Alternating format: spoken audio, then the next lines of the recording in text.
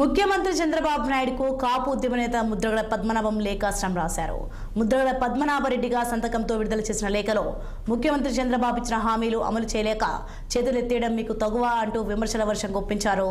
దొంగ సూపర్ 6 హామీలు తలుచుకుంటే భయమేస్తుందని సొల్లు కబుర్లు చెప్పడంలో మీకు మీరే సాటి అని ముద్రగడ వ్యాఖ్యానించారు. ముఖ్యమంత్రి ప్రజల దృష్టి మరచడానికి పనిచేస్తున్నారంటూ ముద్రగడ పద్మనాభరెడ్డి విమర్శించారు. దీనిపై మరింత సమాచారం మా ప్రతినిధి ధృరాని అందిస్తారు.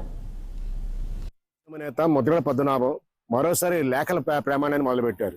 నేరుగా ముఖ్యమంత్రి చంద్రబాబు నాయుడికి లేఖ రాశారు. అయితే ఇందులో కొత్త ఉంది, ఆయన లేఖలు రాయడం మామూలుగా అనుకుంటే కనుక ఇక్కడ చిన్న విషయం మాత్రం మనం ప్రస్తావించుకోవాలి.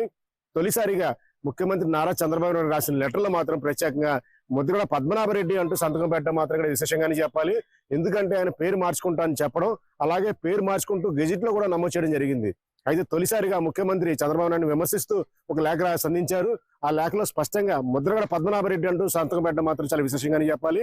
ఈ లెటర్ లో కూడా ప్రస్తావించిన అంశాలు అయితే గనక రోడ్డును అంటే ఈ సూపర్ 6 హామీలు ఇచ్చిన భాగంలో గనక అన్ని అబద్ధ హామీలేనని, దీనివల్ల ప్రజలకు ఒరిగిందేమీ లేదని ప్రజలు చాలా ఆశించారు. అయితే ఆ ప్రజలకు ఒరిగిందేమీ లేదు, అన్ని అబద్ధ హామీలు అంటూ విమర్శిస్తూనే టోల్ ట్యాక్స్ మన కొత్తగా రోడ్లు వేయడానికి లేదా గుంటలు పూడ్చడానికి టోల్ ట్యాక్స్ నేషనల్ హైవేస్ లాగా మళ్ళీ పీపీపీ పద్ధతిలో ప్రవేశపెడతారని పత్రికలో తాను చూశానని, దీన్ని చూస్తే కనుక తనకు చాలా పాలన మీద కనుక అనుమానాలు రేకెత్తున్నట్టు ఆయన ఆ ఉత్తర్వుల్లో విమర్శల వర్షం కురిపించారు.